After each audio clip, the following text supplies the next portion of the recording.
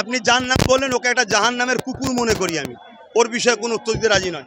রাস্তায় যখন যেতে হবে আমাদের এখন হাতে একটা করে ওই একটা লাঠি রাখতে হবে, কারণ এই যে কুকুর মাদর যেভাবে মানে ঘেউ ঘেউ ঘেউ ঘেউ করছে, এ কোন দিন কামড়ে দেবে, যার কারণে আমাদেরকে সতর্ক থাকতে হবে, সজাগ থাকতে হবে।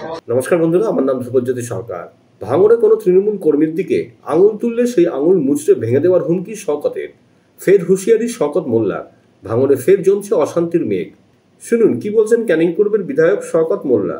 বিধায়ক নওশাদ সিদ্দিকীর দাদা সেখান থেকে ঘোষণা করলেন যে 2026 বিধানসভা নির্বাচনে তিনি ভোটে প্রতিদ্বন্দ্বিতা করবেন। কি বলবেন? ওর বুকের পাটা আছে, ওর যদি সত্যিকারের বুকের পাটা থাকে, ওর যদি হিম্মত থাকে, তো একবার নির্বাচনে প্রতিদ্বন্দ্বিতা করুন। মুখ আর মুকুল না দেখিয়ে, নাটকবাজি না করে, ধর্মের নাম করে মানুষকে বোকানা বানিয়ে, ওর যদি হিম্মত থাকে, ও যদি সত্যিকারে বাপের বেটা হয়, ও একবার ইলেকশনে কন্টেস্ট করে দেখা। আমি ওকে চ্যালেঞ্জ করছি, অন ক্যামেরা চ্যালেঞ্জ করছি, সারা বাংলার মানুষের সামনেই আমি বলছি, ওর বুকের যদি পাটা থাকে, ও ভাঙড় বা ক্যানি একবার ভোটে দাঁড়িয়ে দেখা, তবে ওর বাপের বেটা বলবো আমি। নওশাদ সিদ্দিক বিভিন্ন জায়গায় দীর্ঘ এবং কি বলবেন? দেখুন, সবচাইতে আমাদের বড় লজ্জা কোথায় জানেন? আমরা যারা মুসলিম পরিবারের সদস্য,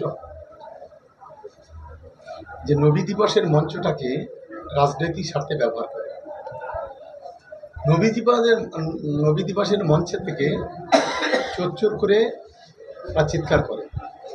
যাদের বাপ চোর, যাদের 14 গোষ্ঠীর চোর, যে দল করছে তার 14 গোষ্ঠী চোর, তার 14 গোষ্ঠী জল তোলা, তারাই আবার বলে আমাদের বলে চোর।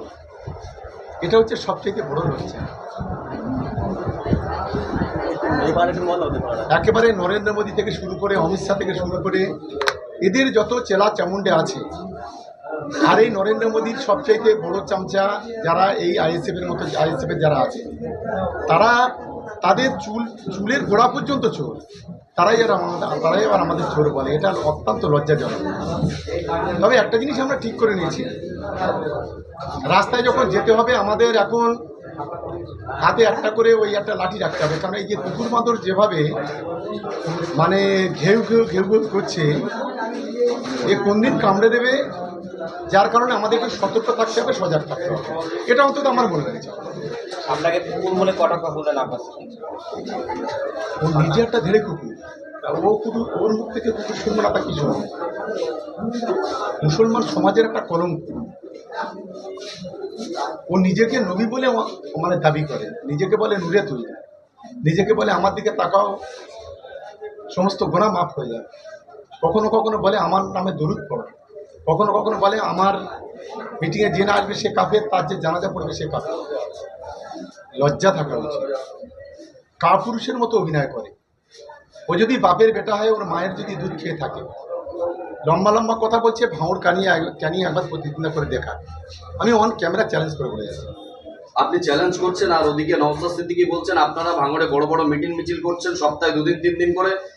বারাইপুর, সোনারপুর, ক্যানিং, রাজারহাট, নিউ টাউন, হাড়োয়া থেকে আপনারা লোক ভাড়া করছেন শওকত দা। সেটা তো ভাঙড়, এই বারুইপুর, ক্যানিং, সোনারপুর, নিউ টাউন, রাজারহাট, হাড়োয়ার সেখানকার লোকেরা জানে যে তারাই মিটিং এসছে।